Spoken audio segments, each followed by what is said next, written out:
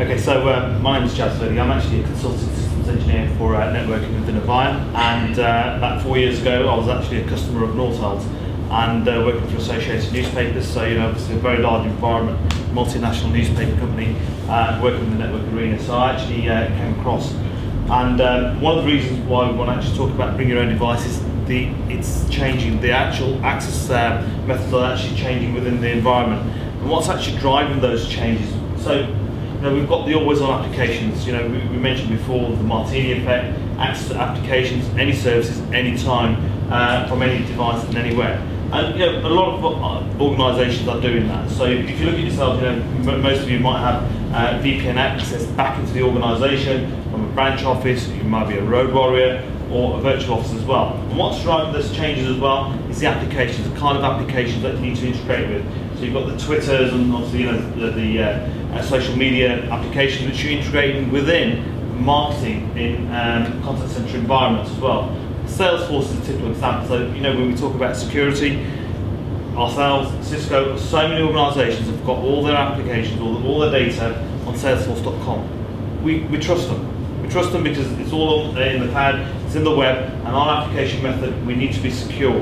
And because we believe in that security, we actually invest in those products. So what we want to actually try and do is start bringing those applications and onto consumer-grade devices. So you're getting the same enterprise-grade performance on your iPads, on your iPhones, on your Blackberries and Android phones as well. So what are the biggest issues with bring your own device? And how many people here actually allow VPN access in or bring your own device at the moment? Yeah. And how many of you actually work for a security department? And how many security departments says no, you can't bring your own device?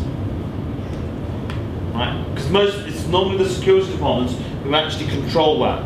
And Richard actually explained earlier on what are the changes when the IT director or the directors of the company start saying, I want this application, that you'll start making the changes. And the little story I'd tell about obviously security departments is we've got to change the way we think. You can't think that everything is a threat. You need to mitigate those threats as well. The story I normally tell is that obviously there's this in Russia they did this like a test for 4 monkeys in a cage. And these 4 monkeys go in a cage and there's bananas in the middle. So they feed these monkeys, and the instinct is we're not going to we want to go for the bananas. When one of the monkeys goes for the bananas, they get sprayed with ice cold water. So what they do is they learn not to touch those bananas. So a week later they take out one of the monkeys, put a brand new monkey in there, monkey's instinct, the new one, I'll go for the bananas. The other 3 stop him because they don't want to be sprayed with cold water. So over the 3 weeks they swap out another monkey, there's 4 new monkeys in there, none of them touch the bananas. And that is the kind of change that we need to sort of get away from, because you're brainwashed into thinking that bringing your own device is going to bring a new virus in. It's going to bring difficulties in the organisation to support the applications that you've got on your device as well. So we want to actually change that environment. So there's a lot in terms of security which we can address. We can address security, and I'm going to talk a bit about that. IT compliance, who gets on to do what? Now, even our solution that we've got, it's called Identity Engine. It actually does roles-based authentication. So when you do your single sign-on on your device, you don't have to have 2-level authentication. When you do your single sign-on, it'll actually seamlessly look at your Active Directory or any identity store, say, oh, it's part of the HR department, I'm going to give them access to HR services and applications, irrespective of what device you're using as well. How are you going to provide a consistent user experience regardless of the device as well? And this is once again about authentication, about the single sign-on authentication. Network capacity, can handle multiple devices, high bandwidth applications, absolutely. So we need to actually consider all these areas. Quality of service. It's like voice and video preference. You use QoS on your network. The reason why you need to use QoS is that if you ever look at a voice network, voice over IP, if you have more than a 2-second outage, your calls will drop. Contact center environment is essential that you don't get that droppage, and the quality of experience for the end user is seamless. Then we've got the mobile application management. How do you manage all your applications and device management as well? So, does anyone know about Avaya data networking portfolio, where we've evolved from? So it's evolved from Nortel. So Nortel Networks was acquired by Avaya about 2.5 years ago, and they've got a good 35-40 years heritage in networking. They've got the second largest core install base in the world. If we've shipped over 100 million voice ports, we've shipped over 100 million data ports as well. So just to let you know about the heritage of where we come from. And we are the only other vendor, other than Cisco, who give you an end-to-end story at about 50% of the cost, right? So we do the Ethernet switching, which is your regular plug and play, you put your devices in. We're moving away from that. We've got our own wireless networking portfolio. And our footprint out in the marketplace is large. The existing wireless partners that we had Aeronet, who were bought by Cisco, then we went down the Trapeze route, who've been acquired by Juniper. We made a decision 2.5 years ago to have our own wireless portfolio, and the reason why we wanted to do that, we wanted to integrate it for our UC and CC applications. So that way we can actually, voice packets are very small and bursty, we want to make sure our APs can sustain those, right? And I'm going to talk a bit later on about what the wireless are, how that will actually enhance your solution. We've got a unified branch, people dialing in, VPN users. So IPsec VPN concentration, we can cater from anything from 100 to 50,000 users, right? And all our applications are going down the route of virtualization. So we no longer give you an appliance, we'll give it onto a DVD, you put it on a VMware server, so you're not actually putting an appliance into the organisation. Network access control, every single RFP that I'm seeing is asking for network access control, the ability to authenticate someone on the network based on who they are in the organisation. And a typical example I'll give on this is that we did a very large council civic centre. A policeman wants to talk to a child protection worker. How do you accommodate that? So the policeman wants to take his laptop, he doesn't trust wireless because a lot of the police forces don't. He wants to plug it in next to the child protection worker, but he wants access to his services. Normally you'd ring the IT department and say to them, can you change the VLAN on that port? And obviously there's an administration overhead in doing that when they change it back again to allow me access. You don't have to do that anymore because all our switches, or any other vendor switch, this access control can sit in any other vendor environment. So it'll work on Cisco, Juniper, HP environments as well. So he plugs in his PC, uses single sign-on, gets authenticated, the VLAN gets dynamically allocated onto his switch, and he's onto the network. Dynamic VLAN allocation takes away your operational overhead of plugging in and setting VLANs up. So that's what our edge switching and our access controllers. So we don't want to actually, so customers already got Cisco on the network, no issues. We can actually incorporate that solution seamlessly. Then unified management. We give you a good unified management portfolio, which not only allows you to configure your devices, but it also gives you the capability of delivering performance related statistics as well. And so we cater for both the data center, branch and remote, and the enterprise campus as well. So what if you have access to a real-time application with your favorite device? And how many people have got a company iPhone? Yeah, very few. Majority of companies will give you a phone, it's the cheapest phone that you can get on the market. You want to utilise your own phone, you buy your own. You want to utilise those applications, look at all the applications that you get on an iPhone, which are far superior than obviously just using your phone for voice. So the whole purpose of this is you want to access real-time applications on your phone, we allow you to do that. And like Richard said, it's not about saying no. We want to be able to say yes to guest management, yes to corporate standards, the regulatory compliance as well, to bring your own device, to wired or wireless devices, and giving you automated provisioning. We do not need to actually have overheads of operational staff to provision your device onto the network.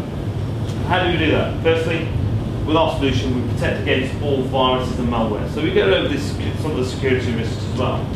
Your access privileges are granted by your identity. So you can use any identity store. But if you come in as a guest and there's someone at the front desk and there's a contractor which can't access the network for 12 hours, they can actually configure you within 30 seconds with our guest management solution. And that guest management solution works for wired and wireless on any other vendor equipment as well. So you've got Aruba, Cisco, Trapeze, there's a wireless application. The guest manager will work integrate with all those environments. You also utilise corporate data sources. I was talking about Active Directory, or we do Novell, we do Kerberos, we can do Radius as well within that solution as well. And obviously it reduces your IT involvement. why should an organisation have to pay for all the applications which are hardly used? You know, Microsoft Office, how many people actually use PowerPoint or Word or Excel regularly? Some don't. Some only use PowerPoint, some might only use Word, some might only use Excel. But you know, obviously, if they purchase that themselves, they can support it themselves. It takes that operational support areas out from IT. So, is it a risk? You know, obviously, the risk, what they say, is high operational costs, supporting a lot of devices, complex and corporate procured devices, increased risk of financial and information exposure, increased risk of liability and control access. So what's the rewards here? Firstly, reduced capex. Employers don't have to pay for a device. So normally, you know, you buy a device as a 5-year capital outlay to pay that off. Someone leaves after 2 years, you're left with the device. What do? You give it to someone else, or you have to write it off. So what we're saying is that if they've got their own device, you haven't got that overhead. Secondly, error-free network access. When you go onto the network, you don't have to say, oh, this device has to have these credentials. Even our phones. So if you've got an Avaya phone at the moment, you know, you plug it into the network or any vendor phone, it does automatic discovery, automatic configuration. It'll say that's a phone. I'll put the voice, I'll put it onto the voice VLAN, I'll put the quality of service settings on it, so it's zero touch configuration. You can set up a brand new phone within a minute. Right, it's called automatic discovery, automatic configuration. So finally, employing business partners greater productivity. Firstly, you're using the latest and greatest devices, you're getting all the applications on your devices which you normally would have to pay large licensing fees for, and devices you want to use, you're used to using at home, and contain access to resources as well. So, Richard touched on this slide, the implications inadequate bring your own device planning. Firstly, if everyone's going to start using wireless, a lot of organisations only have wireless for best effort. You know, maybe go on their email, check their email. They won't have mobility roaming. So when you've got voice, you want to go from one room to another. If you lose that signal, you drop the call. So it's not planned for those at the moment. But what we say is tablet deployments could require up to 300% more Wi-Fi. And the reason for that is the kind of applications you're going to deploy on. You're going to start deploying video, right? So video takes about 4 meg bandwidth for high definition. You can on a centimetre screen. If you're actually using an Excel spreadsheet or you're just using your email, it'll take about 40k. That's the kind of difference. So it's going to grow. So if you've got 200 tablet users, it's going to increase. And we're going to show in terms of a Wi-Fi deployment why our solution is far superior. And you know, this is from Gartner, by 2013, 70% of the enterprises, the wireless will be default by exception. And what's the reason for that? Everyone's got wireless networking cards in their PCs and their devices. So why wouldn't you utilise them other than having a hardwired phone or a PC? So I think these are actually going to be some of the drivers to actually start adapting new technology. So it's not a challenge with our solution. What we've got is identity-based network access control. So when you come into the organisation, you type in your credentials, single sign-on, you get actually authenticated to the right network access levels that you need. Network and device security, we actually incorporate the fact that you can do remediation on the network. So we actually, our products integrate with Microsoft NAP. So if you haven't got your firewall turned on, if you haven't got your latest patches on, you haven't got the latest antivirus, it'll put you onto like a remediation network until they're upgraded, and then it onto the corporate network. And secondly, what a lot of organisations have started doing, like we're doing a big RFP now for a very big bank, they're actually telling everyone, when you can actually connect to the network, everyone's put to a DMZ. You have to VPN back into the organisation to give you that second level of assurance, and it'll do identity-based control. Okay. So scalable, future-proof wireless, and I'm going to go into a bit more reasoning why, and obviously it's optimised as well for real-time applications. Solution. So next generation wireless LAN architecture, what do we actually provide you with? At the moment, this is how the majority of wireless LAN applications are deployed. So you've got two users, these are called thin access points, and you have a wireless controller.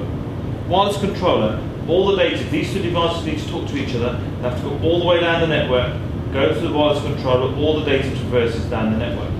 Okay? So what we offer is, firstly, you can either have it as a wireless controller appliance, or you can actually, for our next release, we're actually going to give you a DVD, so you can actually put the wireless controller software onto a VMware server.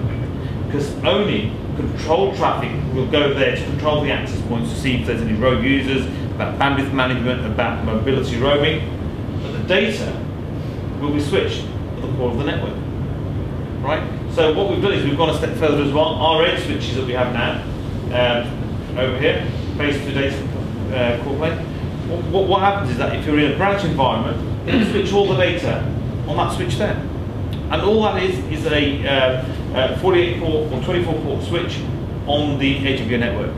So all the wireless and wired technology is built into our switches now, rather than built into a controller. So firstly, we've got the wireless built in to actually accommodate the right number of devices connected to it. We've got dynamic call admission control, industry-leading 911 as well, so it integrates with your PBX. So if you've got someone and it's a person down situation, it'll actually find that person based on where the access point is within about a metre as well. So built on site server capabilities, and gives you 802.11n capabilities as well. Okay, so that's the wireless element. If you've got your own wireless element, you've got your own data switches, then how do you authenticate those users onto the network seamlessly? So what we've got is our identity engine solution here. What that does, we've got an ignition server. So DVD you get on a VMware platform, it sits on your network, right? On the DMZ of your network. When you try and authenticate in, that makes all the policy decisions. So when you get something called guest manager as well. Guest manager populates the ignition server. So if you're not known to the organisation, it'll look into the file there to see if you've been set up as a guest, or if it's a static device such as a printer, and it'll authenticate you on the network. But it will dynamically change the VLAN on the port as well in doing that. Then we have a compliance portal, and analytics gives you granular reporting as well. And it's an end-to-end integrated endpoint security, open standard, so it's all based on 802.1x. Simple integration with existing corporate directories like your AD and LDAP, and as I said, it's Microsoft App integration. Now, the beauty of these products is, how much do you think something like ignition server and guest manager? So, what it's based on is it's not licensed per user, our network access control. It's based on the entry point. So, if you're coming in through a VPN router, and you've got 1,000 users there, that acts as one authenticator, right? A stack of 8 switches is one authenticator. A wireless security switch is one authenticator. So those 3 devices and a wireless security switches, you can have 26 access points there, about 30 associations with each access point. You're looking at about 6,000 users. And that sits on VMware. And if you look at it, that gives you full guest management for all your wired and wireless devices. That's up to 5 devices, right? Then you can get a 20 device license as well, or you can actually go beyond that, an unlimited device license. And that's how we've managed to get our foot into big Cisco organisations, banking organisations, by selling the solution which might cost them about £50,000, where Cisco might be charging £500,000.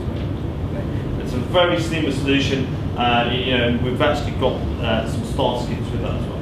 So how it works is, so you make an authorisation request. This is irrespective of what you're using. Your access device can be your VPN switch, VPN router, could be your VPN wireless switch, or it can be your static switches as well. And then the access medium, you can be wired, wireless, or RSA. And this is what it does. It checks all your identity stores. All these identity stores are supported.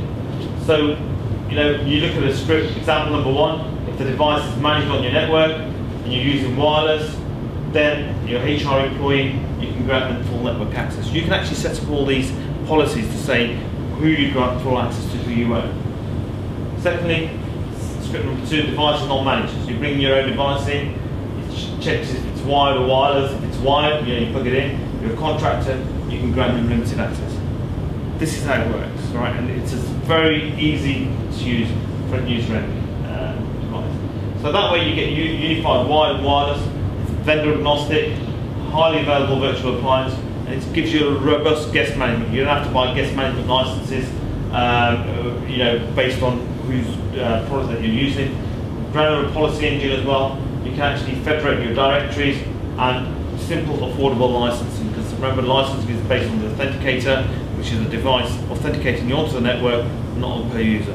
So you could have 35,000 users onto 5 wireless controllers, and that would be $2,000 for that cost. All you need is your own VMware server. Okay.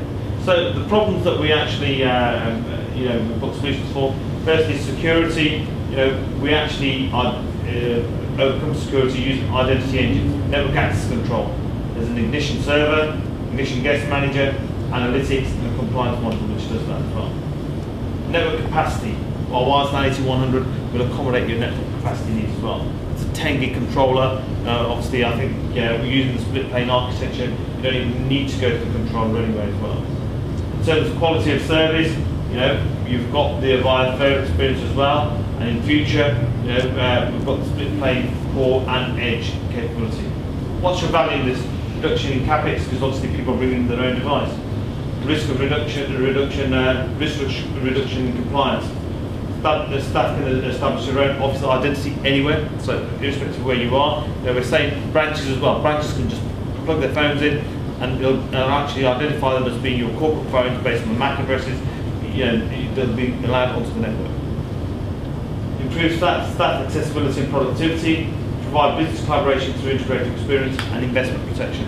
Because this product, as we said, you can use it in terms of the wireless networking. It can grow. You can buy a wireless LAN controller. It does 16 APs.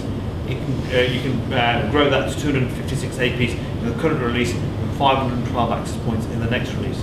And if you look at the pricing model as well, I'll leave you my card afterwards. If you've got a wireless requirement, please come and talk to us, because it'll be a lot cheaper than a lot of the other vendor solutions as well. So what we've done is we've saying that we have our wireless to actually fit our needs for our voice and video packets. So we actually got Mercom reports out. They've actually tested this against Cisco, Trapeze, and Aruba. And during this performance, we actually can sustain 31% more video call sessions than our competitors, and 23% more voice over wireless LAN call per session as well. So what we normally say is each access point we can have up to 200 associations. 200 people can be connected to an access point. And then access point gives you 300 meg upload, 300 meg download. So it gives everyone about just over a meg. We actually say recommend 30. So when you're using video, you give everyone about 30 associations to an access point, gives you 10 meg guaranteed bandwidth. So that people are used to 10 meg when they're connected to a PC as well, or 100 meg, so they've got that capability. Okay. But so we've actually had these test results, and obviously we're far above what the industry average is there. So we actually sell bring your own device starter kits as well, with a wireless LAN controller. And what this kit offers you is bring your own device and guest access line. That's licensed on 5 authenticators and 16 APs. All you have to do is buy the APs, as many APs as you need to sustain that. And then you've got the one which is up to 20 authenticators and 64 APs. And then you've got the large, which is obviously expandable to 64 APs, but unlimited authenticators as well onto the network. And obviously, you can top that with your Flare communicator licenses, and obviously the upgraded communications manager, V6 if you're going to use Flare experience as well. But we've got these kits, and they're readily orderable as well. I think the only challenge that you'll have is you've got to ensure that you've got VMware in your environment to run those the ignition server off. But if you've got an existing server, it'll run off that quite easily. That's me. Is there any questions? Okay, thank you.